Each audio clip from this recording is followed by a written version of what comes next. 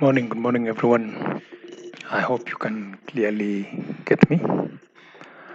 Um, Today, we are going to look at introduction to pivot tables, and eventually, we'll be able to use those pivot tables to build a little dashboard. So, welcome. I'm still setting up the process. So, you can bear with me, trying to ensure that my system here is properly streaming.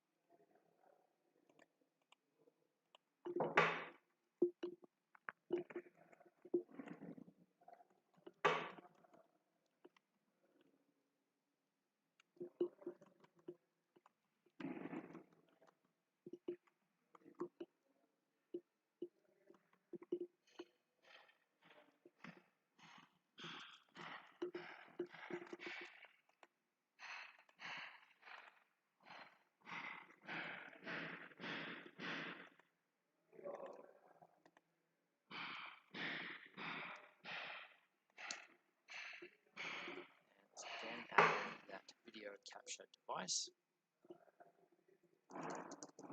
Logitech Brio. Okay. Let's find our camera. Logitech Brio. Set that to high. Let's go OK. So we now have two scenes set up. Our main camera, which is the main camera, and we have our webcam as well. And with all of these inputs, we can dive in and we can customize them up as well. These video sources, we can just select on the screen and pick them up and move them around. We can resize them if we want to make them bigger or smaller. So you can actually dial these things in as well. I'll show you more about that very soon. Let's get this back to the correct size. Place this back up here. Okay, so we have main camera. We now have webcam for the secondary camera. Let's create a new scene as well for screen share.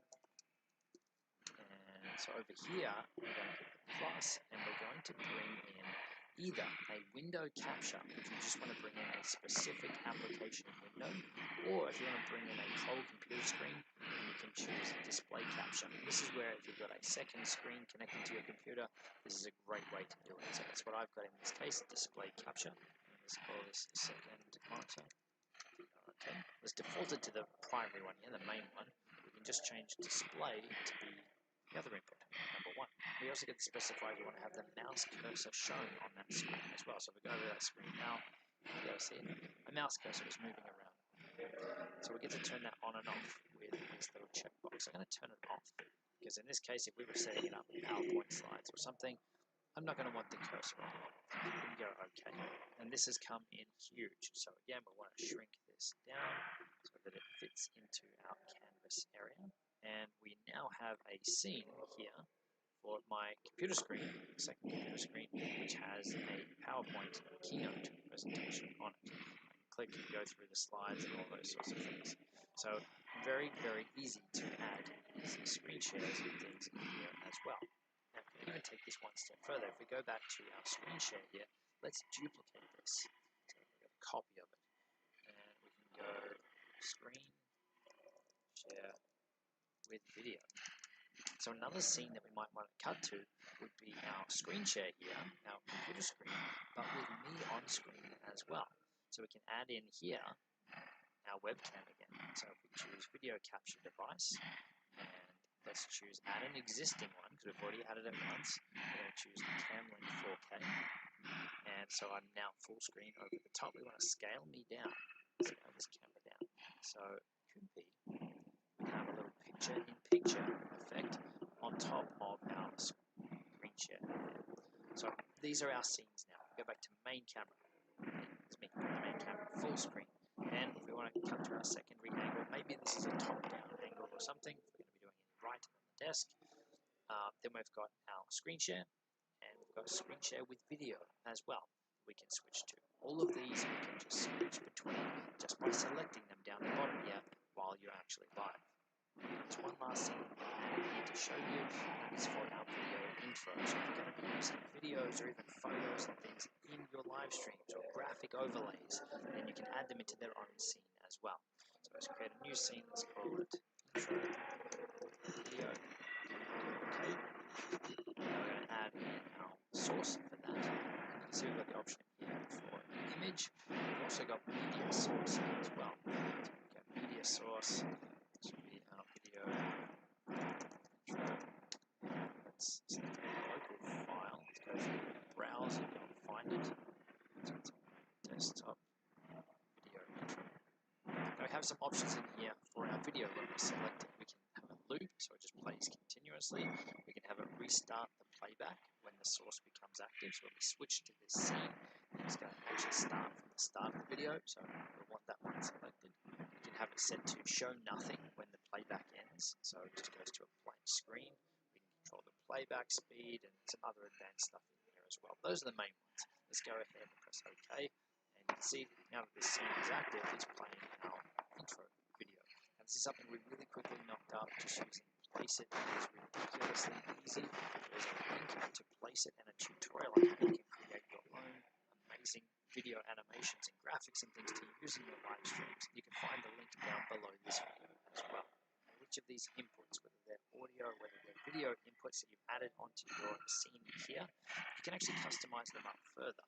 So I've shown you the properties area, which we can again access to make those changes by either clicking properties, bring up this configuration menu, or we can double click on it to bring up the same one. Or if we come across to filters, this is where we can get further advanced controls and change up the look and feel of our shots and of our audio for each of those elements. So at the top here we've got our audio filters. It says audio video filters. But it's really looking at the audio side of our audio inputs or our video inputs. So if we hit the plus on this, we can add in audio adjustment tools, things like compressor, expander, gain to adjust the volume, and video delay. So if your audio is out of sync with the video, you can come in here and adjust the delay of that as well. Likewise, down the bottom here, we've got some video filter effects in here as well. So if we press the plus here, this is where we can apply a LUT or a lookup table, color grade. We can do chroma key, so green screen. So if you're sitting in front of a green screen, remove that green or blue, and you can apply the chroma key effect. And you've also got color correction in here as well. I'll just click on this one, and please specify a name for the filter. Let's go OK. So in here, we can really dial in our shot, and we can adjust the gamma to make it brighter or darker. We can adjust the contrast. So a lot of these things in here really give you some great control over your shot. So if we go back across here now and press the plus, we've got cropping, so we can crop down our shots.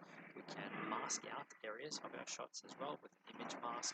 You've got other filters and things in here as well. I'm just going to close out of this and show you an example of where we would use one of these effects. So back on our screen share with video scene, if we select here the Camlink 4K, I would actually add a filter on this to select down the bottom here and choose crop pad. I would crop the side off this so that it was actually smaller. So if I move this to the side here, we can crop off the right side, so this side of our shot, just by using arrows here to increase the numbers. We can actually just type it in, so 200, just guessing, maybe more, 400, let's go 600, and we'll also crop the left 400, 400, just to see what looks good. Go close, so you can see that we're able to reframe our shot as well and crop it using those filters. So that's a practical example, and it's a tool that I would use quite often inside of OBS. So now our shot looks like this, so we're able to remove all that extra stuff. You can also easily add text into your live streams as well. So let's go back to the camera. Let's hit the plus down here under sources. Let's go to text. Let's just call this Justin title. Go OK. And here we can type in our text. So Justin Brown. We can go select our font. Let's put Oswald. Let's go bold. You scroll down, you've got some more settings in here around the colors and those sorts of things. You can customize this up to match your brand, around outline, drop shadow if you wanted. I'm going to leave this really basic and go OK. And we've then got this text that we can pick up and we can move around to bring up while we're actually live as well.